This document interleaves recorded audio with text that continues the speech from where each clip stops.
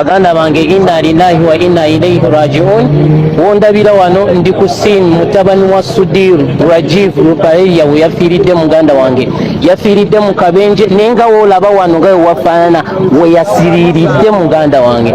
Nafsin dhaikatul mauti, nti buli muntu yenna wakutuukibwako okufa.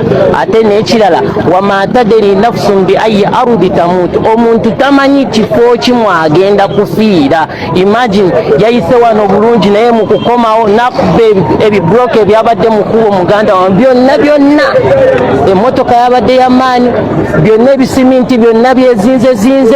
Allahu akbar, inna lillahi wa inna ilaihi rajiun. Bananga bali okumpi n'omugagga Sudiru taata waffe omulungi mubeere nga mumugumya, naye yafiiriddwako omulenzi we omubwati.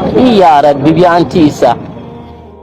Kitalo nnyo, kitalo ddala. Abakungubazi ab'enjawulo bakyeyongerera ddala okubeera nga beeyiwa wali eri ow'omukulu Sudiru, okubeera nga bakungubaga olwa mutabani we eyavudde mu bulamu bw'ensi eno ekiro ekikeseza olunaku olwaliro ssaawa nga 7:54. Okusinziira ku bantu neera abagagga banne basobodde okubeera nga bajja mu maka ge basobole okubeera nga bamubeererawo.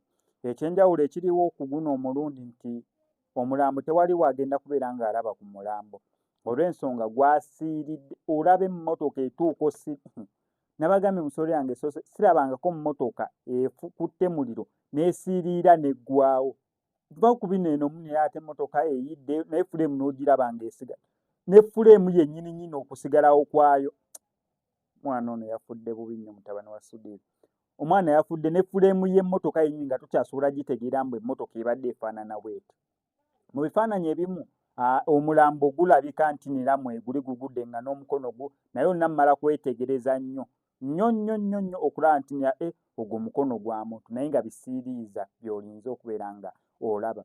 Kyokka nga nga bwe nakuzanyidde akatambi kali akasoose abantu bazze nga beemulugunya ku accident eziri mu kubeera nga zigwako awo ku Busaabala roundabout flyover gye baali mu kubeera nga bakola, neera nga ko kabadde kattiro kennyini. Kitalo nnyo, kitalo ddala. Kankwe ku bukiripo obulala busobodde okubeera nga tufunawo n'abagagga ab'enjawulo abali mu kubeera nga beeyiwa mu maka ga Sudiru okubeera nga bamukungubagirako.